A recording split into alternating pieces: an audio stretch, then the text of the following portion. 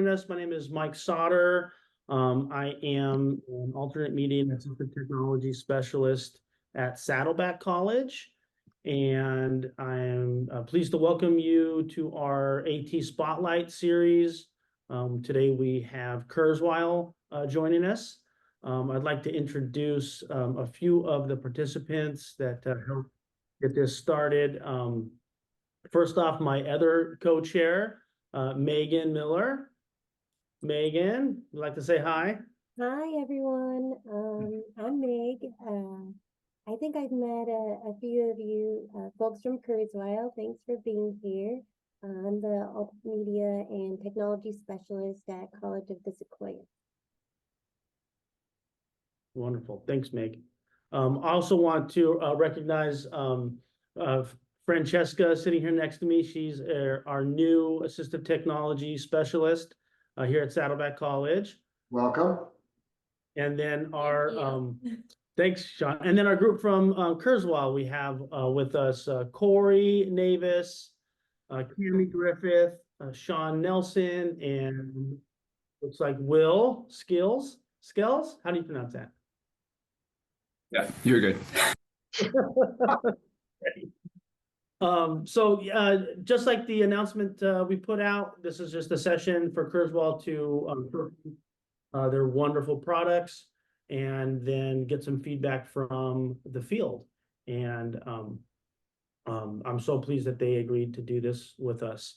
Just a couple of quick announcements before we jump into it. I don't want to take too much time. No, that doesn't look weird. That looks weird. So I can talk about the CAPED scholarship. Thank you, Meg. That'd be great. So we have our $500 assistive technology scholarship that's awarded at the convention, and we highly recommend for folks who haven't already reserved a room at the hotel in San Diego. We highly recommend doing that as soon as possible before it books up. And then shout out the scholarship. I'm not sure if the applications are available quite yet to students, but they will be due on August 31st. So share that with your colleagues and students, and this will be my first time as co-chair, and I'm looking forward to, reading through the student applications for our AT scholarship.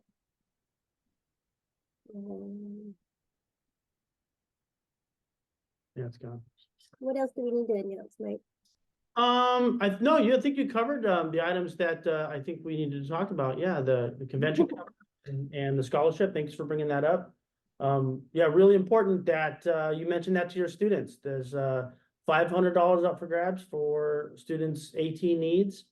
So even if they are transferring out of the CC system, it's a really great scholarship to support them as they move on into their next college or university.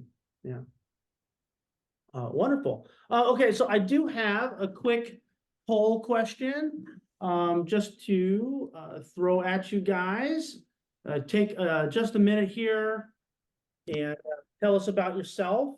First question is, please tell us where you are working and your job title. And then what is your textbook reading program of choice?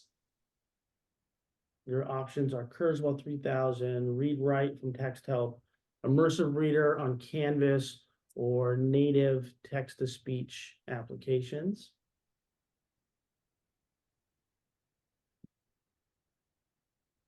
Are you guys seeing the poll? Yes. Thank you. And then the third question is, what is the biggest challenge you are facing in your work today? You got to read mine, Mike. It has to be about your expense account.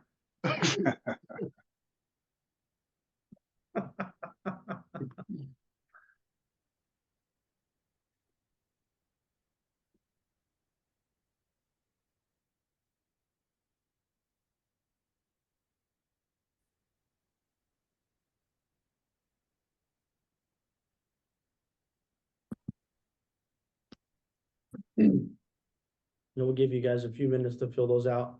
I appreciate you guys answering that question, especially about what's your textbook reader of choice. I think Kurzweil would love to hear if they're the top dog in the field. Always hoping.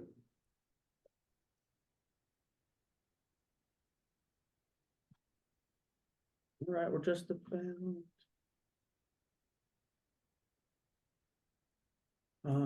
Let's see. Anything else coming up?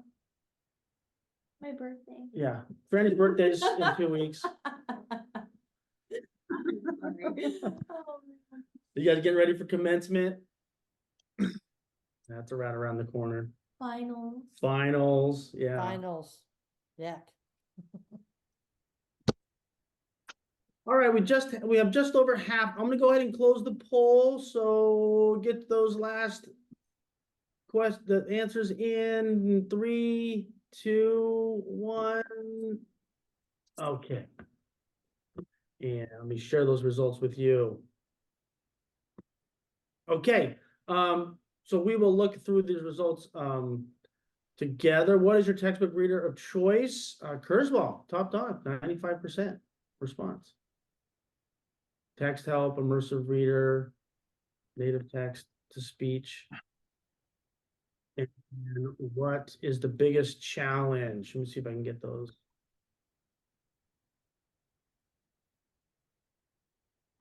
I have to sign in to get those questions.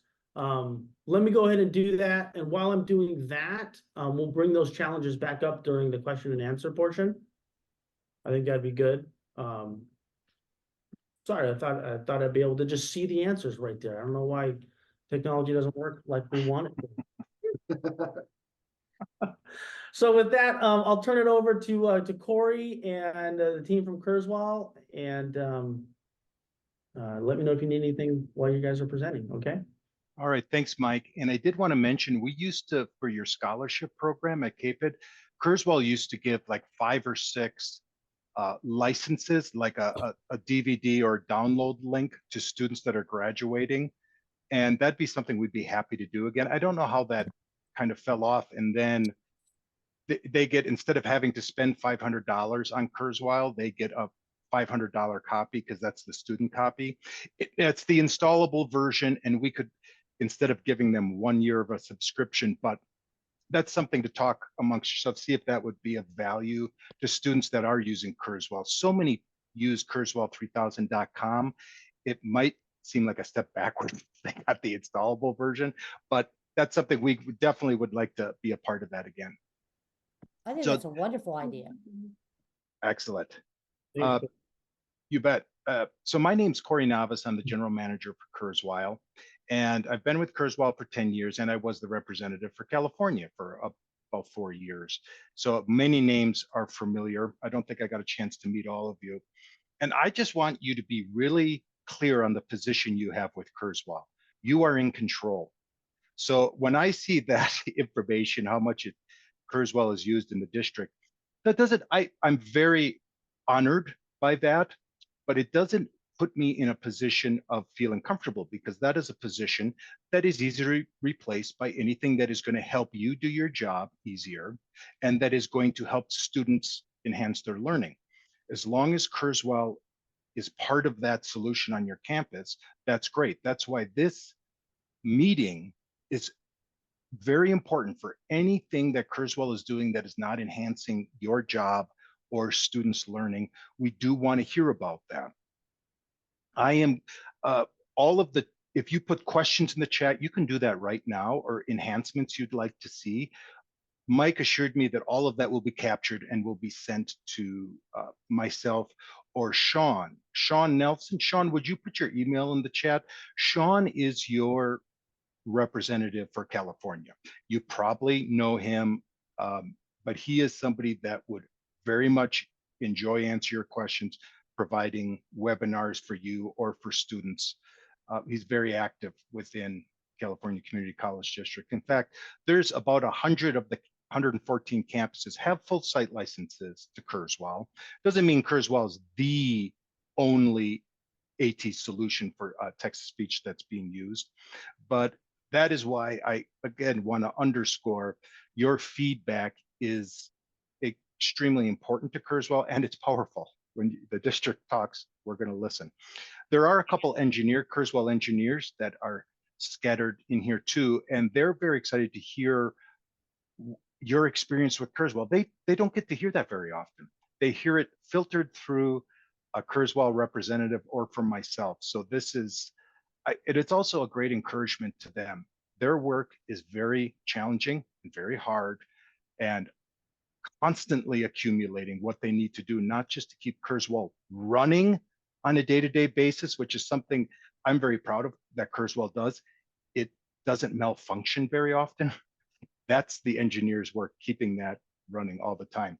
I will say this, cyber security, we haven't heard that issue coming out of the California Community College District as much as we are hearing it from a variety of universities in particular around the nation. And that is what the engineers' #1 priority is protecting student data. And so they're really entrenched in ISO 27001. I don't know if that sounds familiar. It is, you will see some of the changes of that with passwords in the next couple months, how those are handled. And just so you know, there's a lot of legal requirements that our engineers for certification are entrenched in. But we are working on some fun stuff. So one thing I wanted to show, Mike had said just an overview. Let me share my screen here. I am assuming if you kind of need a nice refresher of Kurzweil, maybe that would be why I had Sean put his information in there so that he can give that webinar. I logged into Kurzweil3000.com and I had it on the login screen, which says Google and it says Microsoft. You're not going to see that on yours unless you have single sign-on. Mike just brought this up to me.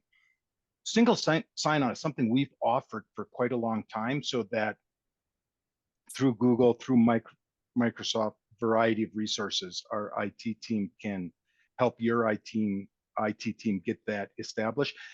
That's just an area that we haven't heard as much requests coming from the community college district. And part of that, I believe, is because you're unaware of how that would assist. So you no longer have to manually enter students. Maybe you prefer that. Single sign-on would be just anybody on the campus can click and enter in. So if that's something you're interested in, Sean Nelson would be able to help facilitate that for your campus. One thing I wanted to show you is Will Skills and I are on what's called the DAISY Consortium. You're all familiar with DAISY at some level with Bookshare. And they're the ones that put together at Access High and Ground all these EPUB seminars. And they have been suggesting to Will and I, Kurzweil should do more with EPUBs. And we listen to the market, and there's very mixed emotions about EPUBs. But during a recent demonstration of how Kurzweil handles EPUBs, we got really a high score. So I did want to show you how we handle EPUBs, because you may, over the next 6 months, year, have more requests for EPUBs, or if not, maybe that's all you can get your hands on is an EPUB. So I just want to show you quickly.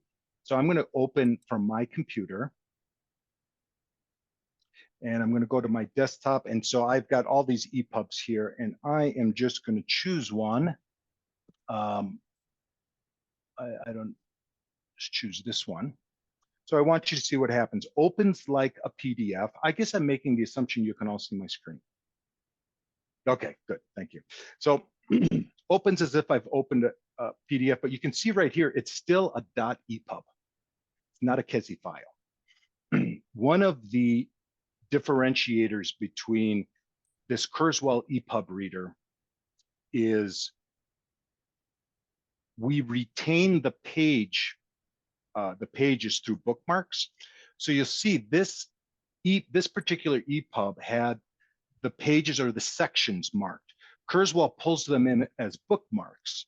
I didn't put these bookmarks in. These were embedded in the EPUB. So now I can go through this particular EPUB, and you can see it's bookmarked right there, and I can do my my regular Kurzweil stuff. What's unique to Kurzweil with reading an EPUB is we maintain all of our tools. So I can still use my highlighters. I'm going to highlight on the highlighters the interactive mode. Is everyone familiar with that? Because another thing I noticed with our long-term customers is you use something the same way because it works for you.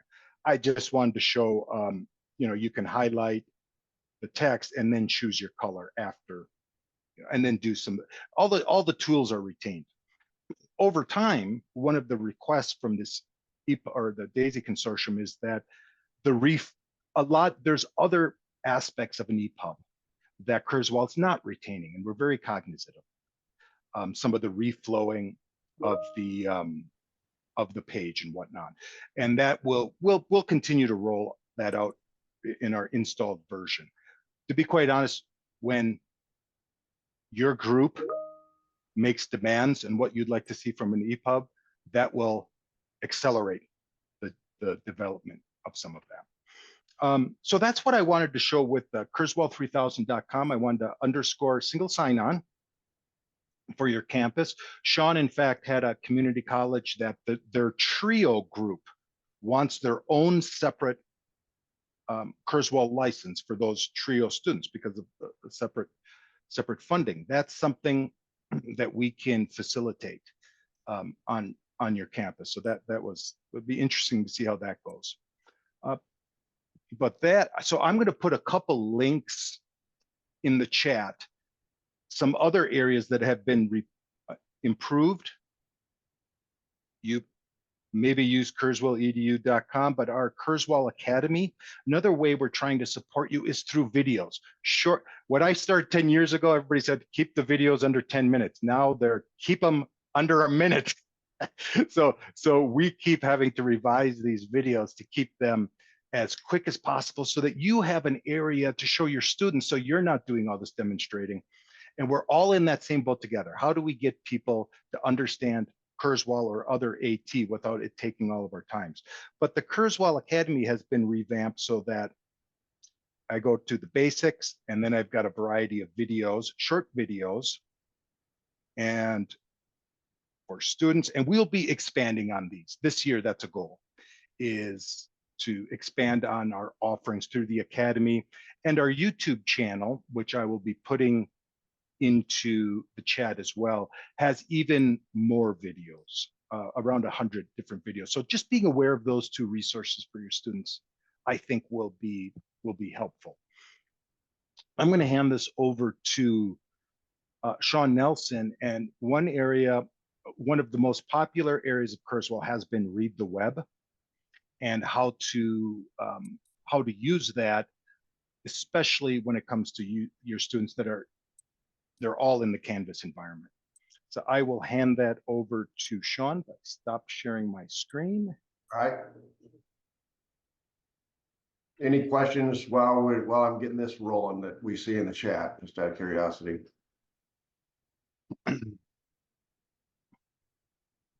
Nothing we need to take care of. As you get that rolling too, one of the areas when we get to the feedback part of it, at Kurzweil, we're very interested in the introduction of Kurzweil to a student, particularly through the user interface. So at the conclusion of this, I'll maybe show, Sean will show Read the Web, and I'll show our Kurzweil3000.com, because those are areas that we can make changes even while we're doing the cyber security to how that looks. So if you could just be thinking about, when you introduce Kurzweil, how would you like Kurzweil to look? Are there too many tools on the left side? The whole interface is something we'd really like your feedback on. I was going to show that earlier. Sorry about that. And I will mute myself. Sean. All right. You can see my screen, yes? Yes. Thank you. All right. So a lot of you already know this, but look, I do get I do get emails. How do I load the read the web tool? So notice on the upper right, and when I'm not logged in, it's gray.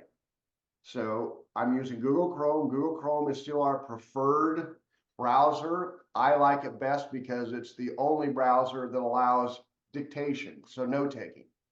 But we work well with Edge. Corey may show that, as well as Firefox.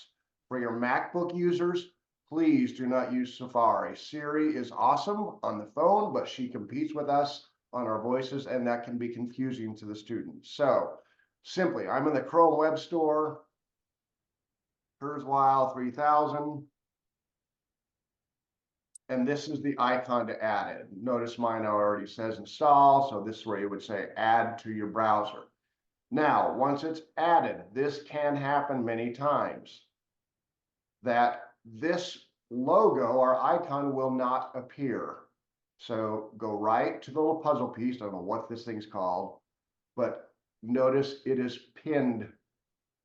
And when it sometimes loads, notice it's gone. I need to now pin it. And that will show. That will save a lot of the frustration from the students because I don't see it, okay? So now I'm going to run over to my Canvas page. I know many of you have seen this. I'm sorry it's the same Hummingbird, but I just want to use this as a graphic piece that your students see. Uncontrollable many times because professors or instructors just do what they want. I was actually working with the media specialist in Arizona yesterday in depth. He really has taken the full charge of helping students at his university understand Kurzweil, and we had a great meeting. And I asked him about my page. He still said, you still have majority of what we hear and see that happens from the student's perspective. So I'm going to go ahead and log in. We as Kurzweil employees do not have the single sign-on, but this is the single sign-on logos that Corey was talking about. I'm going to go ahead and log in on my interface, my username and password. This is the toolbar setup. It naturally defaults in the center. And the reason why Google has most information on left and right, but you can move it if you choose to do that. This is a new voice. Many of you may or may not know, but Tamira and Darius are new voices to Kurzweil. Rose, I think you told me we lost Heather, very popular voice. Apologies, but I think you're going to be happy with this. So I want to focus on this voice because actually this individual I was talking with from the other university yesterday was showing me another AT product, and the voice that he said, I think this is the best. I'm like, that's our Darius. I think you're right. So we're going to select Darius. I like Darius a little faster than normal. And I want you to hear this. So I'm going to go ahead and just select where I want my information to be read. And sometimes Introduction in late August 1997, as a project for banders attending a conference on hummingbirds near Tucson. nice smooth voice. Now I'm going to bump it just one.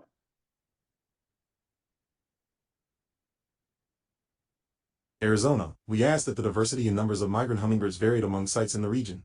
From previous studies, we knew that large numbers. Fairly impressive. I'm really happy about this voice, and we have a charge at Kurzweil to see if we can't bump up these voices because that's a big, big deal to our students. However, security is still number one, as Corey mentioned earlier, so we want to keep that. But this settings tool allows speeds, allows unit. I can have it highlight word or paragraph, read continuously non-stop, or testing environment or comprehension, self-paced. So at the end of that paragraph, it stops. You all know about this, but I think it's important to know. But more importantly, how easy it is to start reading on certain topics. Come on, move over. Technology. There we go. This just makes it that much punch. Show that southeastern Arizona is a major migration. Next item. We know that many times images are placed on the LMS, Canvas, Moodle, whatever it may be, and not HTML. So this can be a problem. I also have heard, and this is where ATU guys come into play, some of these images are very, very old. I mean, I've heard that a professor had a history article that was copied in the 70s and just posted up there, most unattainable, inaccessible item out there. On the back end, it had to be rebuilt completely from another source so that we could read it. We read it, but it was a lot of work on their side. So when this does occur, this is the screenshot reader tool. I select the content I want, Kurzweil OCR, and bring it into my natural Kurzweil account. So this is Sean's main Kurzweil account. This is now an image that can be read. I don't know why I did that.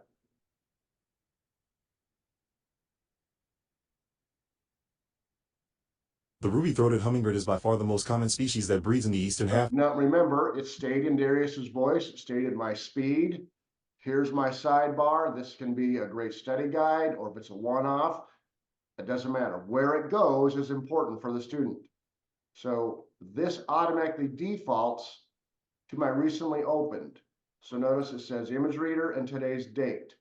So that is what I like about it, is that we date these images appropriately, so that I can move this to another folder in my science folder if I like, or whatever it be. Or if I want to go back to it, I can do my note taking, add a note by using these types of notes. Note taking or a voice note if I choose to do that. I'm going to go back to our assignment. I'm going to just get out of that so I won't confuse myself.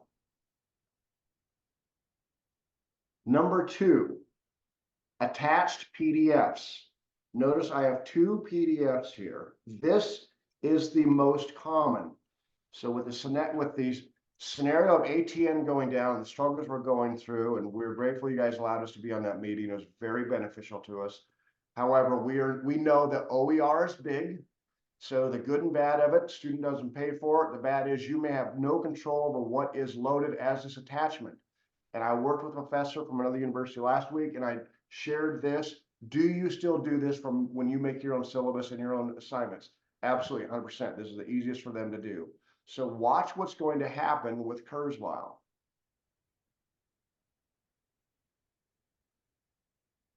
This is not being scanned as a .kes file. This is still in a HTML format. We lose a little bit of structure. Our highlighters, I'm going to say maybe 90% might not work. We do a very good job of reading it.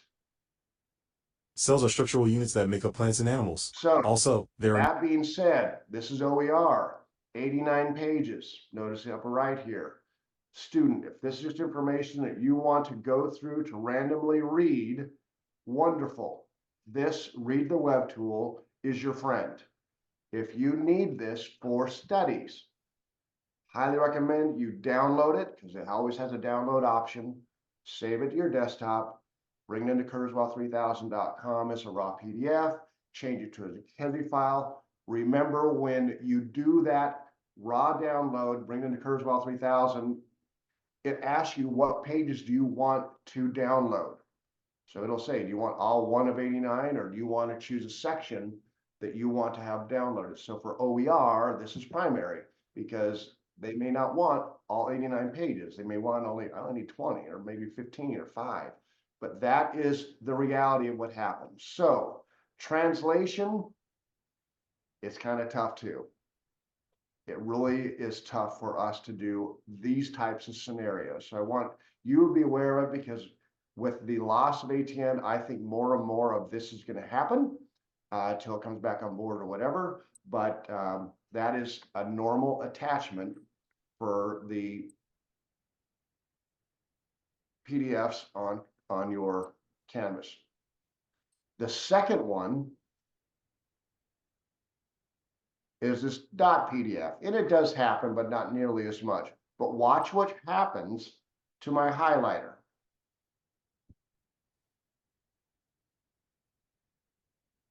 The tool loses the highlighter icon and it's OCR to find out what is available. This is a raw PDF.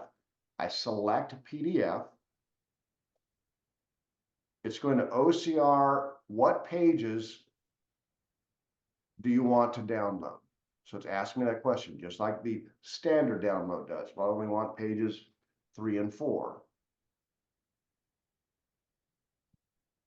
So now this is OCRing those pages. So this is where that front matter for OER has a big deal, because it may be 500 pages, may have 10 pages of front matter that the instructor's saying start on page 13. Well, that's going to be page 20 something to Kurzweil, because page 1 is what the first thing it saw. So here now is a .pdf.kezi file. So again, I can use this as a study guide, add text notes, highlight, play with it, add a hyperlink, whatever I want to do. It's a normal Kezi file. It's an ideal. Again, where does it go? Here's that .pdf Kez in my locally open files. Okay, so again, get rid of it, move it to maybe to my biology if I choose to do that, whatever I'd like to do. Now, I've also heard, get out of this. I've had a few of you contact me in the past that, Sean, my student is not allowed, the read the web tool is not working for this individual right now. Mine's working perfectly. I checked mine, it works perfectly. If this happens, so it's technology, it can happen. What Corey was saying, majority of the day you engineers are killing it, but Google may change something. Edge may change something.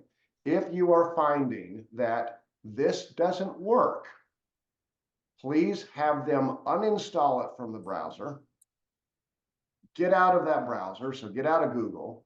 Maybe wait 5 seconds, I don't know, 10 seconds. I don't know what the IT world recommends, but wait a little bit, as we all heard from when our car has issues.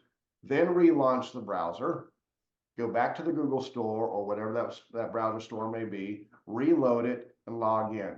We actually had a meeting with our tech people this morning. I asked, are you hearing follow-up where they've uninstalled and reinstalled that it's still not working?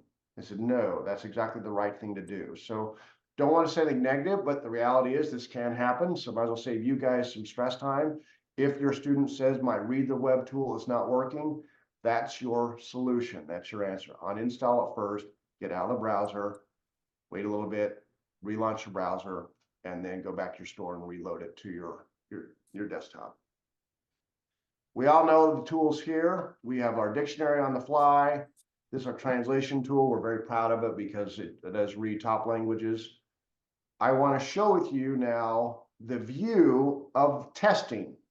So I think this is ideal for Canvas or LMS or web testing. And this is what I've done. So this account is whole. Every feature is allowed. If you would like, create a student account, block all the features except maybe local drive or Google Drive, depending on how you want the student to access that material. But what I'm going to show you here, I want to get out of this and won't confuse this.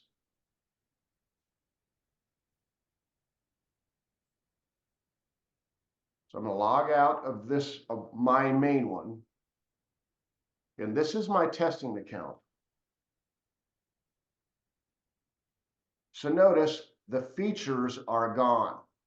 I still have access to my voice. I now want to share with you Tamara. My highlighters still work. So this is where, if you choose to have this test loaded in the testing account, know that you have to also take it out of the testing account. So it's a great reader. It's ideal. I think this is wonderful for proctors because they may not know about Kurzweil. All they know is the students allow this accommodation, time, and it's a reader for the test.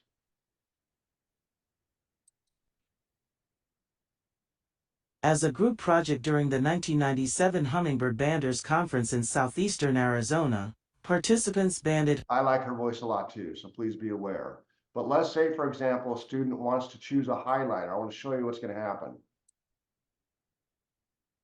So this is why if you choose to have a Proctor account, which I highly recommend, everything's blocked. So if the local drive be there. So let's say you want to have them get access on that machine, the Proctor put it on the desktop, that logo would be there so I could get it. mine's blocked. But if I choose the highlight and then I want to go to study guide, notice what happens. It automatically defaults to the account. So fine, there's my highlight. I don't know why a student would want to do this, but I'm just using this so that you know this can happen. But look, I still have access to a universal library. So these better be clean because this is a testing environment. So the private and public, obviously this would be the main account of your institution. Public folders available, make sure that is nowhere they grab it. Sidebar, I just happened to talk to an alt media specialist about that is available. Yep, it is. Engineers take note. That's something that maybe we should talk about, but it can happen.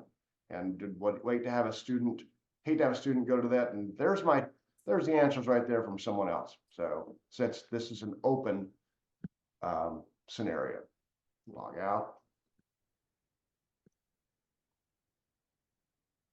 Briefly, Corey talked about our YouTube channel. Here's our YouTube channel.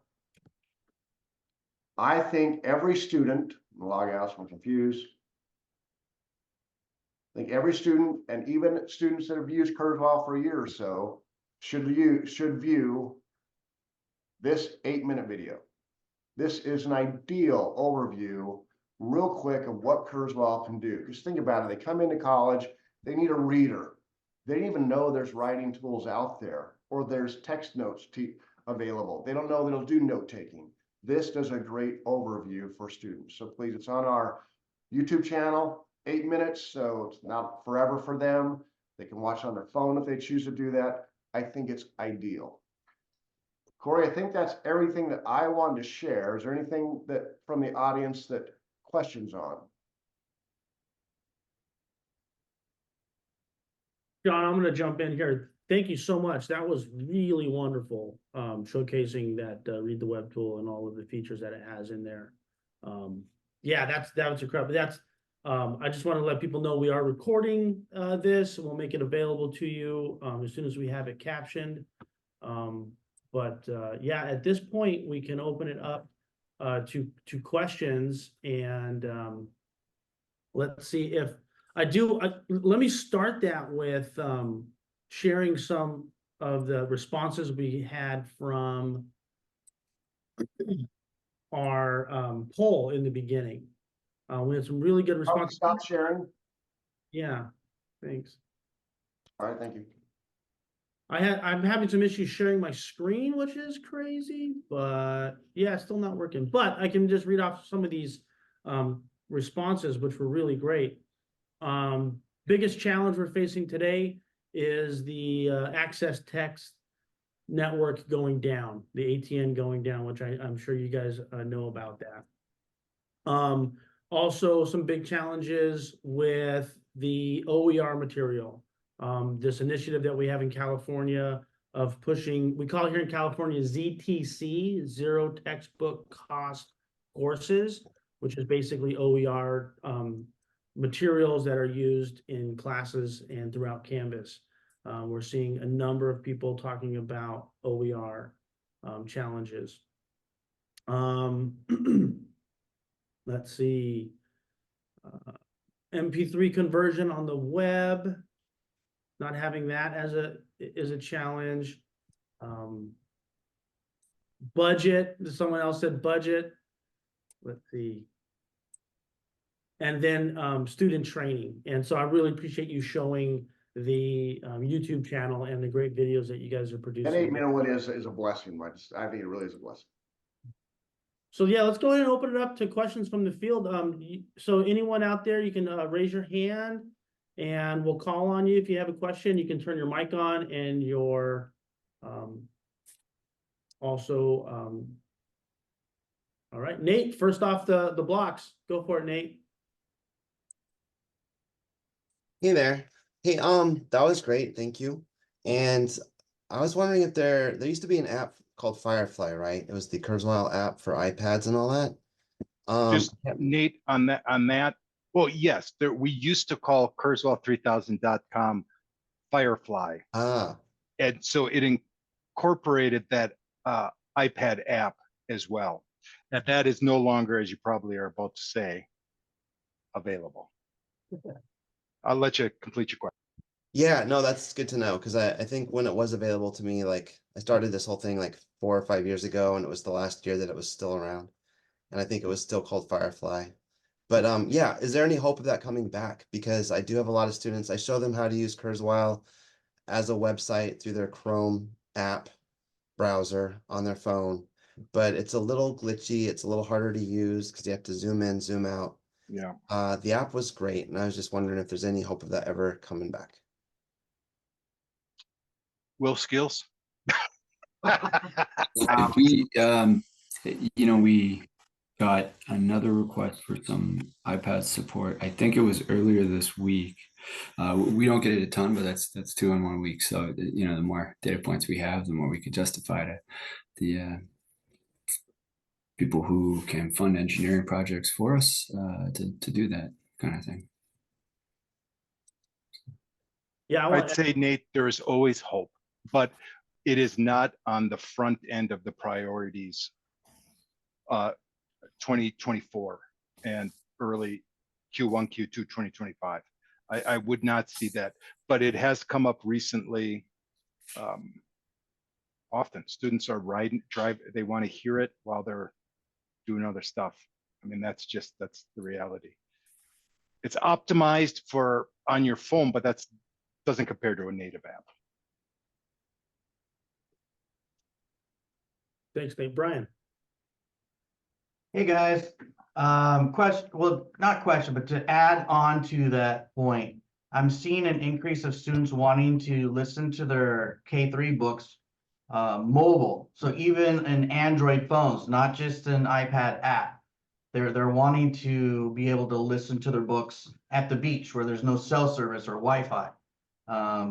And I also agree that when I train students on the web version, it's usually my students that are tech savvy. The ones that are not tech savvy, I don't even introduce it to because they won't be able to troubleshoot the glitches, as we're to say. So I just wanted to add that to it. Thanks, Brian. I have a question.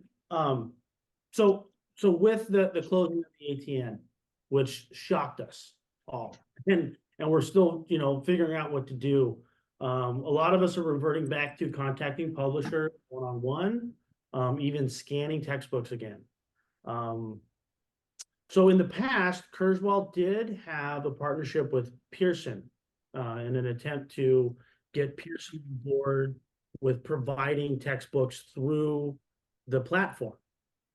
Is there any movement, or is Kurzweil in any position to engage publishers again on trying to access their content through Kurzweil itself? Mike, we've had internal discussions, and we brought up that former process with Pearson.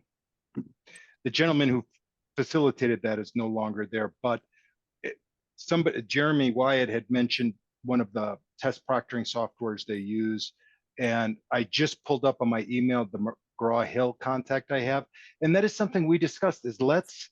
So what you're asking, is there any way where you're making a request to Pearson that it's streamlined because it's a request specifically for Kurzweil? Yeah. Okay, and that's something we can. Our plan is to re-engage that. There used to be kind of a technical solution where it went right into the universal library. That was really, it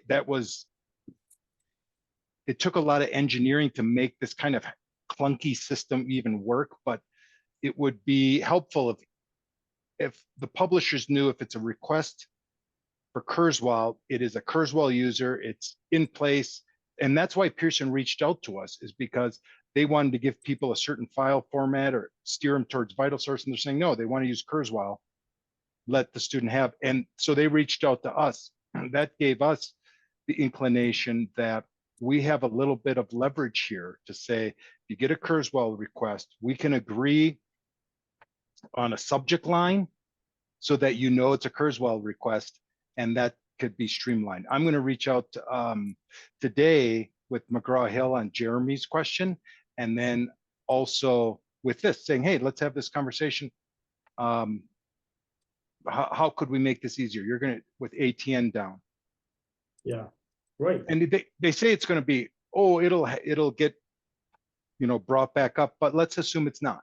And let's just make those connections and more streamlined processes, pretending it's not gonna happen because people need it before next semester for sure. Yeah, and even if ATN comes back online, and we move beyond what they're providing to us, and we now have a contact through the publishers that just removes us having to do any kind of remediation on that book, so much better for the students, so much quicker. Yeah. Right. Yeah.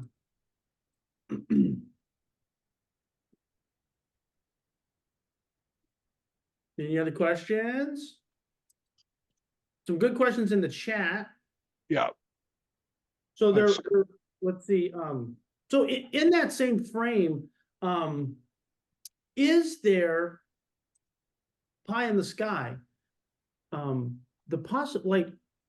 there's a new service coming online called Emma.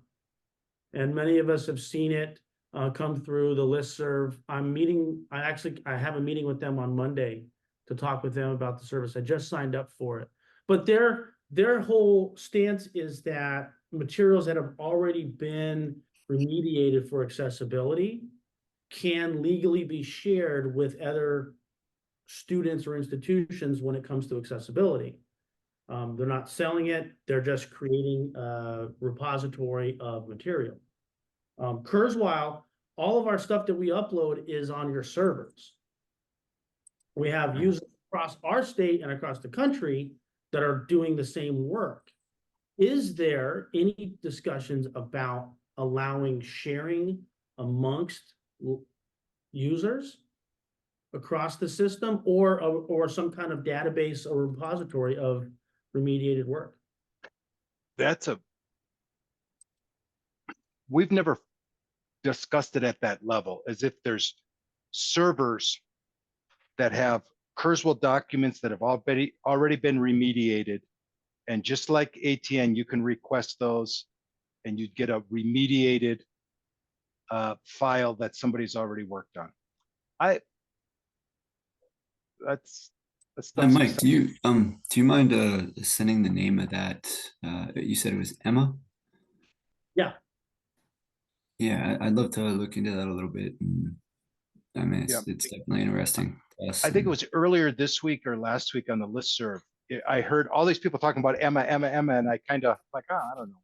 So that seems like something we should know what it is. But that's yeah, I'd love to take a look. I'll start with that website. I think Nate's got a question as well. I was just gonna say that kind of reminds me of AIMHub, right? Does anybody else remember AIMHub? The idea was that all the colleges, if you remediated a book, you would kind of donate it for the use of the other colleges. Because chances were, if you needed to take the time to remediate something, so would everyone else. That's probably the only way that it's going to be available. So if not, I mean, I think it would be great to take that idea, the AIMHub idea, and just give it to you guys. Give it to Kurzweil, have us all share files. That'd be awesome. Nate, I think that's a wonderful idea. I remember AIMHub myself. love it. Love that type of stuff. Well, I want to share something that I started doing that I was kind of telling past me, like, why didn't you do this sooner? So for all of our instructors who use OER, those textbooks are a free open resource, right? So I made a folder within our Kurzweil umbrella account to where I just keep the OER stacking up into that folder and make it available to our students, so they know if it's one of those books, it's already there and ready for them to access. So I'm wondering if maybe that concept could be used in this sharing way, across campuses, maybe sort of like a smaller scale version of the AIMHub system.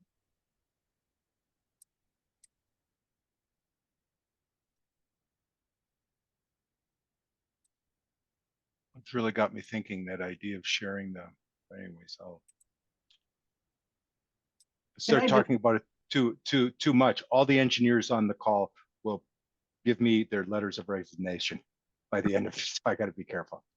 Hey, just to add a little something here, this would be great for Kurzweil, right? Because if you're able to pull all these books in and make it so all our students can have access to it, not everybody on this call has Kurzweil, and not all of our students has Kurzweil.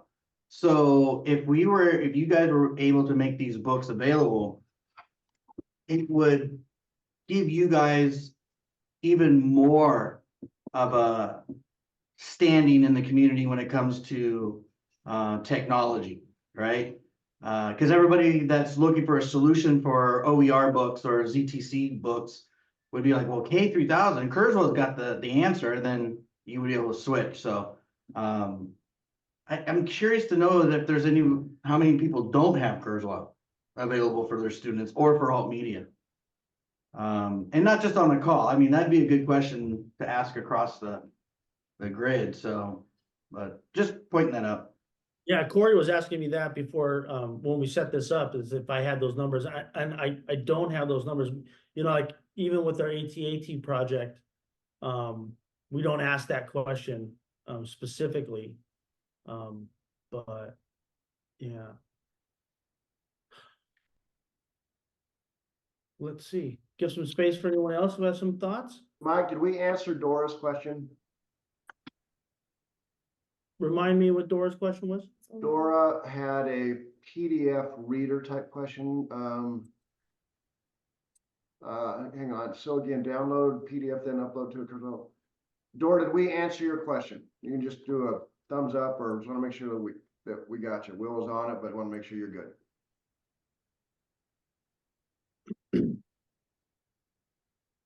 Maybe she's left. Okay. Let's talk about AI. Let's talk about AI. And if there's, I think students are getting pretty creative with using AI and Kurzweil already. I've had students that this semester are reading their book into AI using Kurzweil and then having AI summarize the chapter for them. Oh, wow. That is great. Otter AI is a good use of that. They, you know, they're like, hey, I got these two tools. Can I use them together? And I was just like, that sounds brilliant. So summarizing the chapter, bulleting the chapter, things like that, study tools. It's a great question. We've got a bunch of thoughts on that. So one challenge is going to be on the privacy and security of it, right? Because anything AI powered is going to be going to a separate server. And I guess the question we're waiting on from our legal team is whether if we had some sort of AI button embedded in Kurzweil, just as an example, we don't have concrete plans for this or anything, would having like a little warning there that just says, you know, just a reminder, your data will be sent to a third party for this. Would that be sufficient?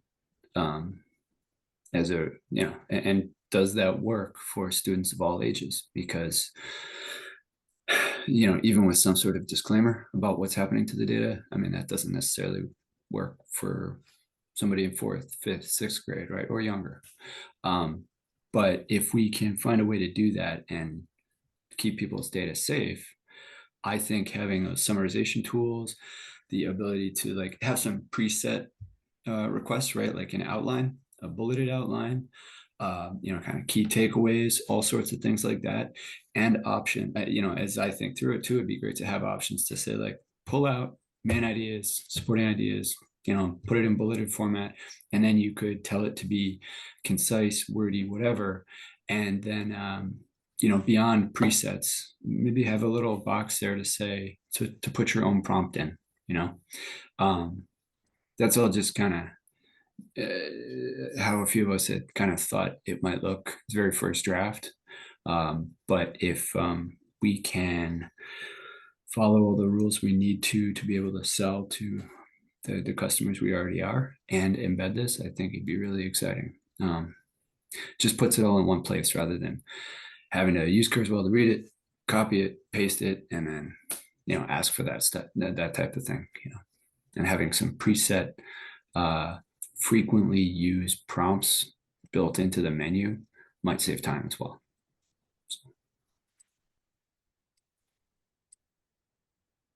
And William has a comment to everyone there too, which has been on the top of our mind, saying the responsibility aspect and how much, so a lot has been pushed forward in the AI world, which is basically what Will has been suggesting, summaries and doing that. So we are restrained by some of what we're doing on the cybersecurity end, which I'm kind of thankful for, instead of rushing to market with something. But as you could tell by Will's response, been thinking about it quite a bit.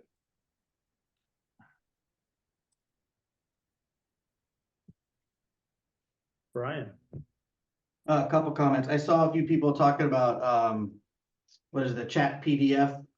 I tend not to show my students any technology or apps that aren't mainstream, just to make sure that they can't come back and say, well, the district told me I could do this, and then their information gets stolen, that kind of stuff. So, and then the other question was, has anyone played with the beta version of Adobe's AI assistant that is supposed to allow you to ask these questions directly in a PDF? Yeah. Just curious. No, I haven't played with it yet. Yeah. Will, I appreciate your response about AI and a measured approach to it too, you know, and structured approach.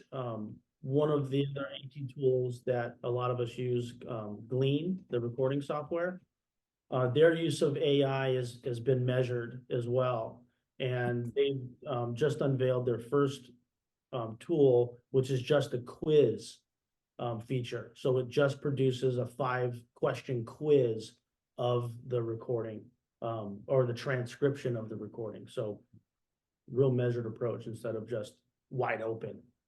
And are those questions good? Because I've heard from others say they're kind of random. It So- can't be random. It's based off of the recording. It's based off the transcription. So it's all based off of that. Yeah. All right. Where do we draw the line on editing what our students can and can't do? That's my question, right? A good student with good skills is going to read the book and then use this as a skill set, right? Versus another student who might try to cheat the corner. But where do we fall into making that decision for our students? Yeah. Good point, Brian. So I don't know that it's our place to do it, but one of the things we discussed, I didn't mention this earlier, was that AI icon, right? So imagine it somewhere across the top of the toolbar in the web app Sean was just showing, the browser app. You know, there'd be the ability to turn that off within the lock features page, just like you can turn off access to the dictionary, right? So if you decided like, hey, you know, this isn't right because I'm working in an elementary school environment and my 3rd, 4th, 5th graders need to learn the right way to read this on their own without, you know, using AI, be able to turn that off. But the, you know, I completely agree. You know, you've got to have the ability to, going back to William's point there, got to learn to do it yourself too. But I also know we're getting a lot of questions about it and people want to have the good students doing that reading and also, I guess, learning how to use tomorrow's tools at the same time. So it's a balancing act for us. Yeah, obviously, and obviously cost to develop, right? Well, you guys, I think we have reached the end of our allotted time. I really appreciate you being here, everyone from Kurzweil taking the time to be here. Cammie and Sean and Will, and of course Corey. I appreciate it very much. We, like you said, in this field, like we are dedicated to help our students. We want to find the best tools possible, and Kurzweil has been at the top of our list for many, many years. We appreciate all of the work that you guys do that allow us to do the work that we do to help students. So appreciate that. Honored and happy. Thanks, Mike, for organizing this. It's Thank very you. and our engineers in the background were just talking back and forth. So you did a great job with your questions. Really appreciate it. Thank you Great. for hosting this and an invite. I appreciate it. Very welcome, guys. Well, I hope you guys all have a great Friday. Take care.